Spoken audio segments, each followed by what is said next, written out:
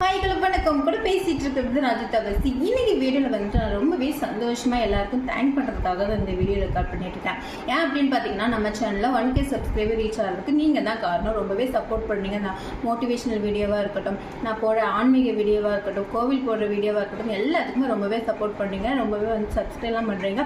ரொம்பவே எனக்கு சந்தோஷமாக இருக்குது. அடுத்தடுத்து நிறைய சப்ஸ்கிரைபர்ஸ் வரணும், எல்லாருமே எனக்கு ரொம்பவே சப்போர்ட் பண்ணணும் அப்படின்னு சொல்லி நான் எல்லாருமே கேட்டுக்கிறேன்.